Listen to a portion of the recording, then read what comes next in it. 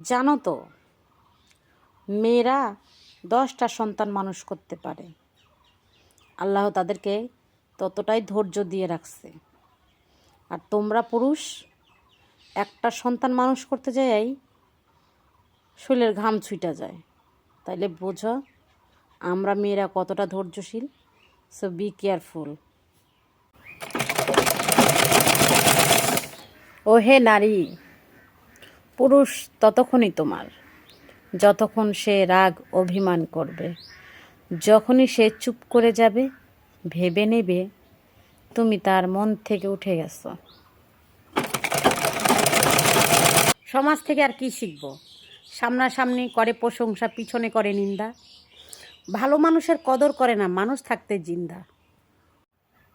সত্য কথা বলতে কি জানেন, বাস্তবেই নিজের উপার্জনের টাকা দিয়ে আপনি নিজের পায়ে দাঁড়ান। অন্যের উপরে কখনোই ভরসা করবেন না।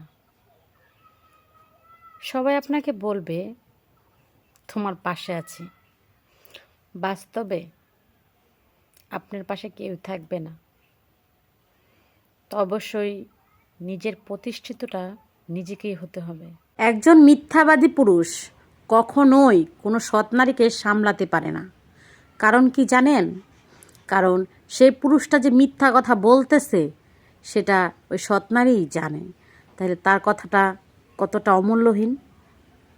ছি পুরুষ, তোমার কজন লাগে? তোমাকে নিয়ে আমার ভাবতেই ঘৃণা হয়। ছি পুরুষ, তোমার কজন লাগে?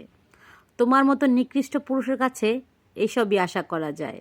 ছি, তোমার শ্বশুর শাশুড়ি 5 ওয়াক্ত নামাজ পড়ে, এক ছেলেকে কলিজা দিয়ে ভালোবাসে, আরেক ছেলেকে অভিশাপে রাখে।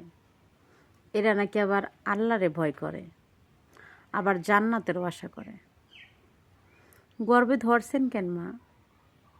সব মেয়েরা বলে না স্বামীর ঘর ভালো লাগে না, অভাব অনটন। সেসব মেয়েদেরকে বলতেছি একদিন ইনকাম করেই দেখো সোনা, দেখো তোমার ইজ্জতের উপরে কীভাবে হাত আসে, তোমার চরিত্র কীভাবে কালি লাগায়।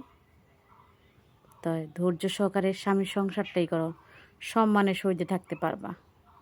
স্বামী ছাড়া মাথার উপরে কেউ নাই।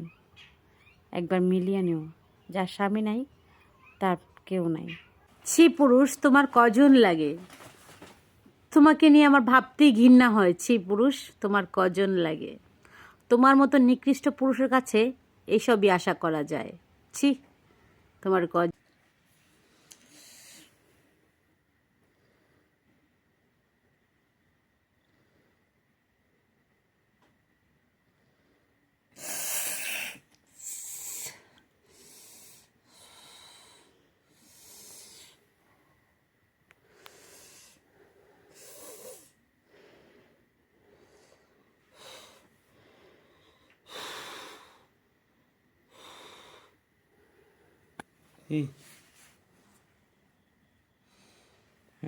দেখি কোন জিনিসটা তোমাকে এত কষ্ট দিচ্ছে।